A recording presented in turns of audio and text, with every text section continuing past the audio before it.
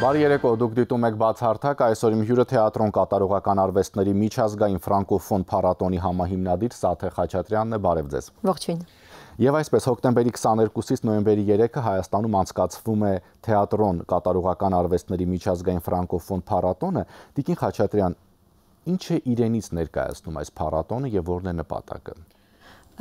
Առհասարակ Հայաստանում որքան շատ լինեն կատարողական արվեստների միջազգային փառատոնները, այնչափ շահող կլինի Հայաստանը եւ Հայաստանի արտիստները, արվեստագետները, թատրոնները, մշակութային օջախները,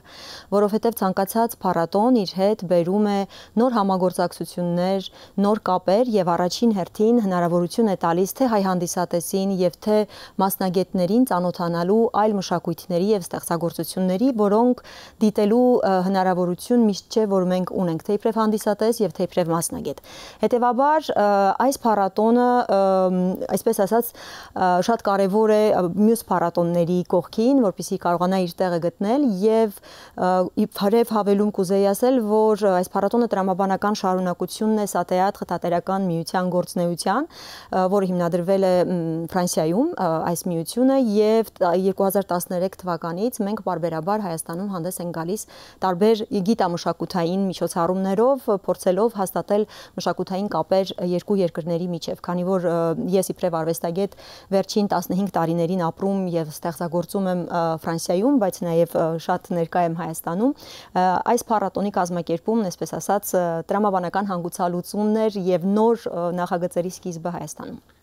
Ովքեր են մասնակցում փառատոնին եւ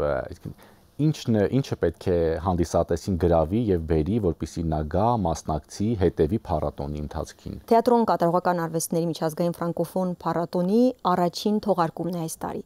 Եվ մենք հատկապես շեշտադրումը դրել ենք երկու ուղղությունների վրա՝ պարը, որի մեջ մտնում է նաև պերֆորմանսը, ժամանակակից պարն անշուշտ, եւ դրամատուրգիան։ Մեր փառատոնը նաև ընդգրկում է Հայաստանի մի քանի քաղաքներ, միայն Երևանում չէ, որովհետեւ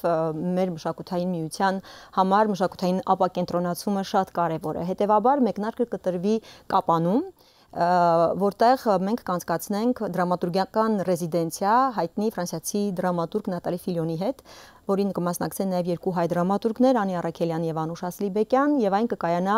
Կապանի դրամատիկական թատրոնի հետ համատեղ։ Սա դրամատուրգիական կողմն է եւ նաեւ դրամատուրգիական ռեզիդենցիա կանցկացնի մեր բելգիացի դրամատուրգը Ժնևիև Դամասը Գավառի պետական դրամատիկական թատրոնում։ Իսկ ավելի գեղարվեստական մասը Երևանում է կենտրոնացած զուտ այն պատճառով, որ այս ներկայացումները տեխնիկական առումով հնարավոր չէին իրականացնել այլ քաղաքներում, մարզերում։ Մենք հյուրընկալելու ենք 3 շատ հայտնի խորեոգրաֆների, որոնք համաշխարհային ճանաչում ունեն՝ Յոան Բուրժուան, Մուրադ Մերզուկին եւ Կադեր Ատուն։ Մասնավորապես Մուրադ Մերզուկին հայ հանդիսատեսը ճանաչում է 2024 թվականին Փարաջանովի 100-ամյակին նվիրված նռանգույն պարային ներկայացման բեմադրությամբ, որով մենք նաեւ Երևանում հյուրախաղեր ունեցանք, այնուհետև մեկնեցինք Թբիլիսի։ Եվ այս ներկայացումը, որը պիտի վերենք, պիքսել ներկայացումը, համատեղում է, այսպես ասած, միավորում է ժամանակակից պարը, հիփ-հոփը, կրկեսային արվեստը եւ հատկապես թվային տեխնոլոգիաները, նորագույն տեխնոլոգիաները։ Տեսեք, դուք ասացիք փառատոնը մեկնարկել է Կապանում, Կապան, Գորիս, Գավառ, Երևան, ինչպես այդ քաղաքների ընտրությունը եղել։ Քաղաքների ընտրությունը նաեւ հիմնված է ֆրանս-հայկական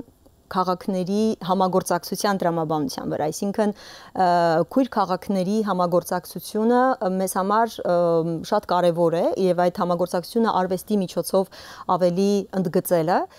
օրինակ Գորիս, Վիեն քաղաքների համագործակցության տրամաբանությամբ ենք աշխատելու Գորիսի հետ, Կապան, Սանտետիեն քաղաքների, առհասարակ Օվերն-Ռոնալպեր տարածաշրջան եւ Սյունիքի մարզ, նաեւ Սևան եւ Գրենոբլ քաղաքներն են ու մասնավորապես Երևան, Մարսել, Երևան, Լիոն քույր քաղաքների, այսպես ասած, համագործակցությունը, որովհետև արտիստները այդ քաղաքներից են հրավիրված եւ վստահ եմ, որ սա էլ ավելի կամրապնդի մեր համագործակցությունը, բայց որպեսզի թյուրըմբռնում չլինի, որովհետև սա այսպես մշտական հարց է, ֆրանկոֆոնիան միայն Ֆրանսիան չէ, ֆրանկոֆոնիան ֆրանսալեզու մշակույթն է եւ ֆրանկոֆոնիայի,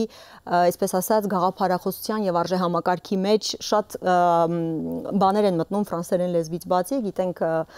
խաղաղություն ազգությունը, խաղաղ համակեցությունը, մարդու իրավունքները, ժողովրդավարությունը, մշակութային բազմազանությունը եւ այս բոլոր գաղափարները եւ արժեհամակարգերը անշուշտ մեր փառատոնի այսպես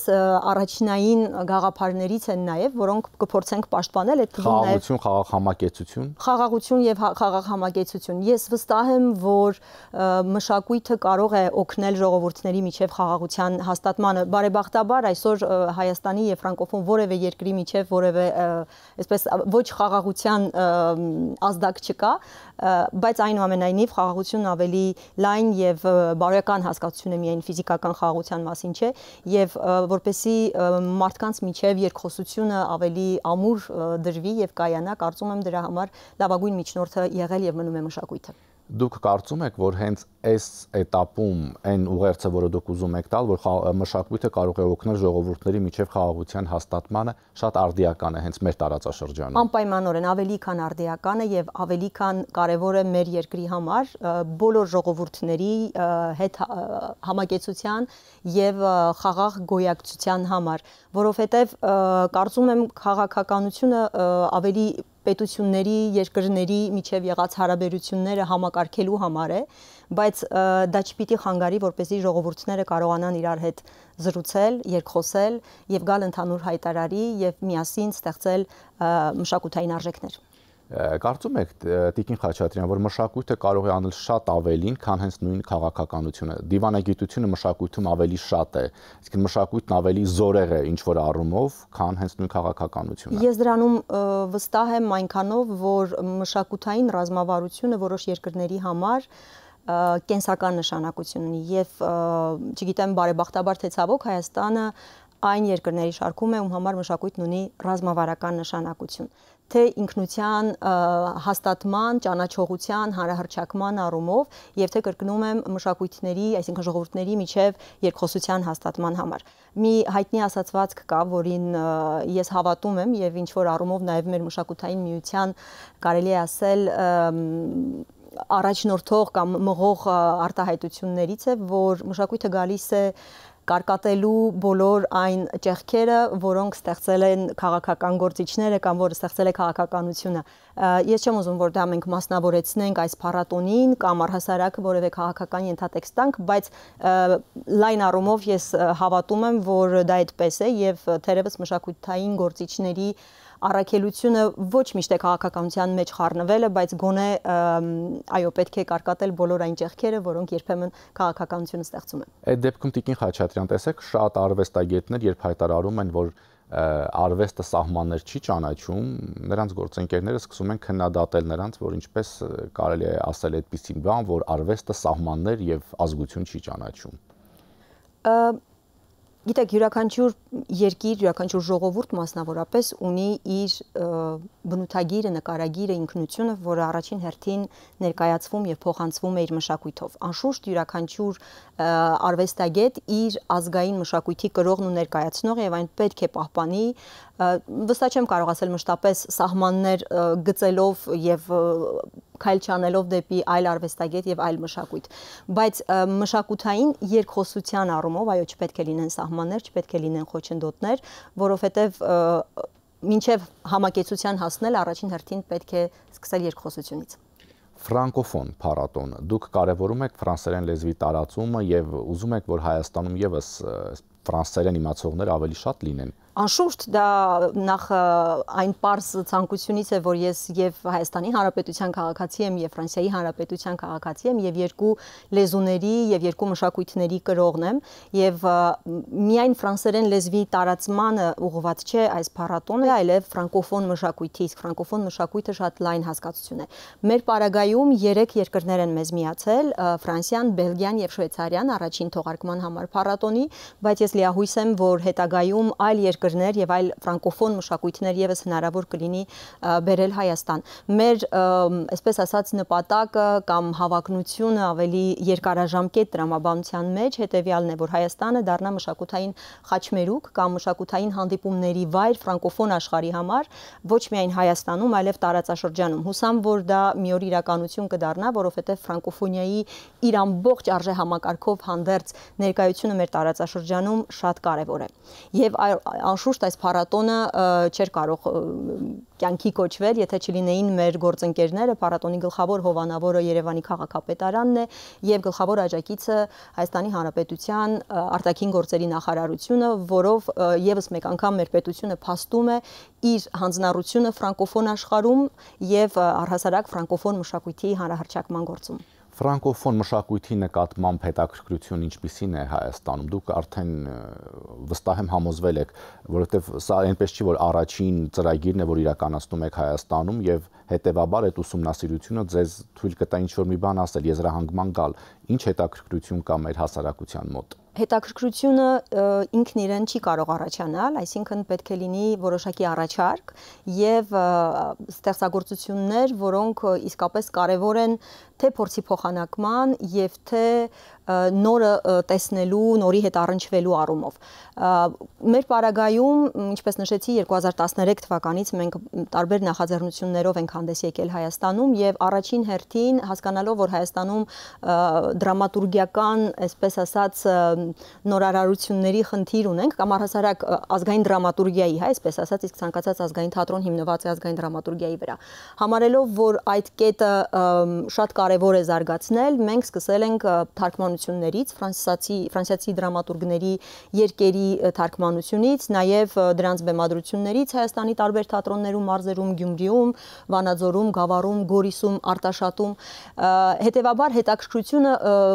կամաց է ձևավորվում։ Առաջին հերթին մեր թիրախային խումբը եղել է սկզբնական շրջանում մասնավորապես մասնագիտական ոլորտը, այսինքն այն արվեստագետները, որոնց հետ մենք աշխատում ենք, համագործակցում ենք, ընկերություն ենք անում, բայց նաև հանդիսատեսը, ընթերցողը, որի համար եւս վստահ եմ շատ կարեւոր է այս մշակույթի հետ առնչվելը։ Ես ինչու եմ հարցնում, որովհետև Հայաստանում կա առանձնահատուկ վերաբերմունք Ֆրանսիայի նկատմամբ, դա նաև քաղաքական առումով է պայմանավորված, Ֆրանսիայի իշխանության դրսևորած քաղաքականությունը տարբեր հարթակներում միջազգային դրանով պայմանավորված, կարծում եմ պետք է հիմա ավելի մեծ հետաքրքրություն լինի ֆրանկոֆոն մշակույթի նկատմամբ, մասնավորապես հենց նաև ինչու ոչ ֆրանսերեն լեզվի։ Ֆրանսերեն լեզվի նկատմամբ հետաքրքրությունը վերջին տարիներին այսպես երկրաչափական պրոգրեսիայով աճում է եւ դա շատ ուրախալի է, թե ֆրանսիական ուղղվածություն կամ թեկում ունեցող դպրոցներում ֆրանսերենի վերազինման կամ ավելի կրթական համակարգում փոփոխություններ անելու իմաստով եւ թե կարծում եմ նաեւ վերջին շրջանում սահմաններ չասենք, լավ, Հայաստան-Ֆրանսիա հարաբերությունների, այսպես ասած, առանձնահատուկ դրական ֆոնի վրա բավականին շատ են նաև հայ զբոսաշրջիկները, որ մեկնում են Ֆրանսիա, հայ ուսանողները, որ մեկնում են այնտեղ սովորելու եւ իրենք իրենց հերթին անշուշտ ավելի են ամրապնդում այդ կապերը, բայց մեր ցանկությունն է, որ այդ կապերն ամրապնդվեն նաև մասնագիտական առումով, որովհետեւ ֆրանսիական թատերական մշակույթը թե թատերական, թե պարարվեստի եւ առհասարակ արվեստի շատ բան ունի տալու Հայաստանին, բայց նաև Հայաստանը եւ հայ մշակույթը շատ բան ունի տալու աշխարհին։ Եվ այսպիսի մի բան էլ, պար դրամատուրգիա, ինչու է որովհետեւ անհնար էր միանգամից առաջին թողարկմանը փառատոնի, այսպես ամեն ինչից մի քիչ ունենալ։ Ընտրությունը ինչպես կայացավ։ Ընտրությունը վերջին շրջանում մեր թատերական միությունը պարբերաբար աշխատում է պարարվեստի ոլորտի առաջատար խորեգրաֆների հետ։ Իսկ պիքսել ներկայացման ընտրությունը շատ պարզ է։ Հայաստանը, այսպես ասած, հայտ է ներկայացրել աշխարհում առաջատարներից մեկը դառնալ նորագույն տեխնոլոգիաների ոլորտում եւ ինձ համար իբրև արվեստագետի մի փոքր արդար չէ բաշխումը Հայաստանում այդ ոլորտի նկատմամբ եղած հետաքրքրության, այսինքն ոլորտը բացառապես վերաբերում է տեխնիկական գիտություններին, ռոբոտաշինությանը, զինարտադրությանը, բայց ես շատ մեծ ցանկություն ունեմ եւ լիահույս եմ, որ մեր պատկան մարմինները կսկսեն հետաքրքրվել նաեւ աշխարհում տեղի ունեցող մշակութային խմորումներով, հենց այս ներկայացմամբ